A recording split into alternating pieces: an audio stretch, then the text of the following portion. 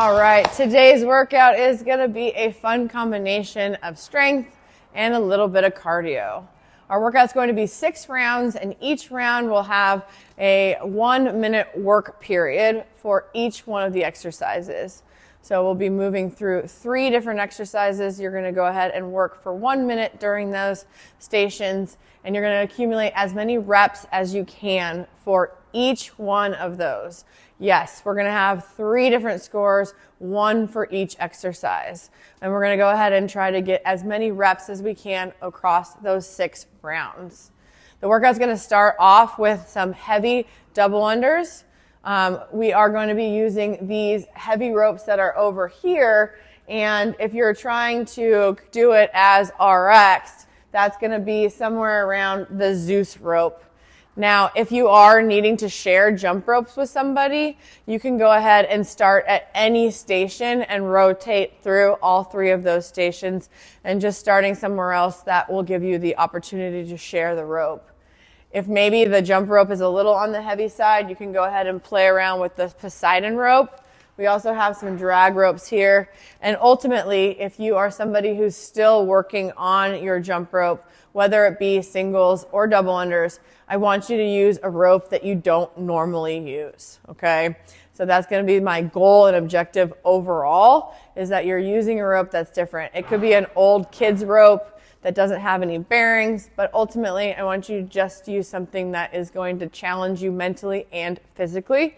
All right, the heavy rope is going to tax your cardio a little bit more than just the traditional jump rope or speed rope. Once we finish that, we're going to move into a weighted ab mat plate sit-up.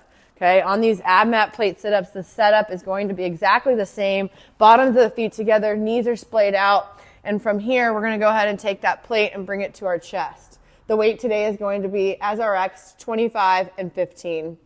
We're going to hold these plate at our chest as we lay back. Shoulders will touch the ground, and we'll sit up. Once we sit up, we're going to take that plate and we're going to touch it to the ground in front of our toes. Again, we're going to go ahead and keep the plate at our chest as we touch through, and we're going to really try not to have any swing or momentum.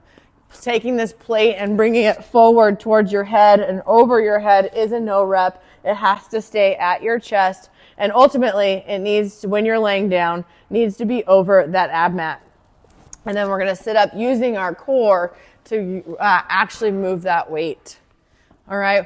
Once you finish with those, we're going to go ahead and move into the strict pull-up. The strict pull-up is really the meat and potatoes of this workout. We're going to see how many we can get throughout the duration of this workout.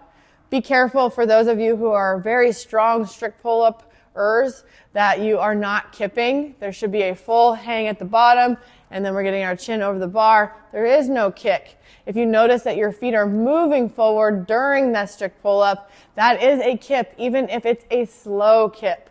We're trying to keep our feet underneath us as we pull straight up and straight down, getting that full extension at the top, okay? So that's your goal and objective. If you need to, we can scale by using bands. We can do a bar rack row. We can also do a ring row as something that we can scale.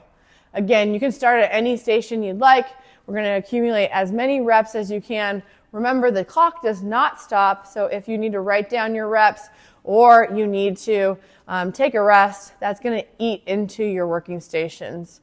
So make sure that at the end you log all 3 scores. You're going to have 1 total count for your double unders, 1 total count for your ab mats, and 1 total count for your strict pull-ups.